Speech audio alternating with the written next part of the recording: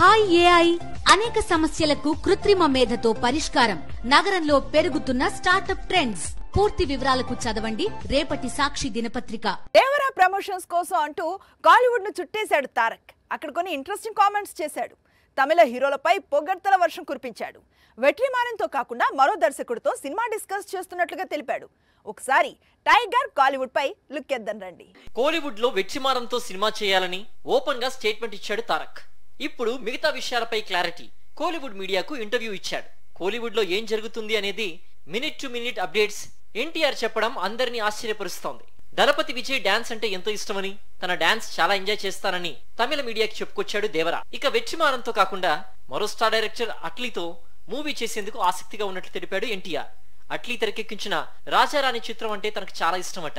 అందుకే అదే లైన్ లో తెరకెక్కే ఒక సినిమా స్టోరీని వీరిద్దరూ కలిసి డిస్కస్ చేశారట. ఫ్యూచర్ లో అట్లీతో మూవీ తప్పకుండా ఉంటుందని తెలిపాడు ఎన్టీఆర్. ఇటీవల విడుదలైన తమిళ సినిమాలపై కూడా తారక్ రెస్పాండ్ అయ్యాడు. జైలర్ ను నెల్సన్ తెరకెక్కించిన తీరు చూసి ఆశ్చర్యపోయినట్లు తెలిపాడు. అలాగే లోకేష్ కనకరాజ్ మేకింగ్ అంటే తనకు చాలా ఇష్టమని చెప్పాడు ఎన్టీఆర్. అతను డైరెక్ట్ చేసిన విక్రమ్ అంటే చాలా ఇష్టమని చెప్పాడు. ఇక ధనుష్ నటించిన లేటెస్ట్ బ్లాక్ బస్టర్ రాయన్ కూడా అద్భుతంగా ఉందని, రాయన్ ను ధనుష్ అద్భుతంగా తెరకెక్కించాడని ప్రశంసల వర్షం కురిపించాడు ఎన్టీఆర్.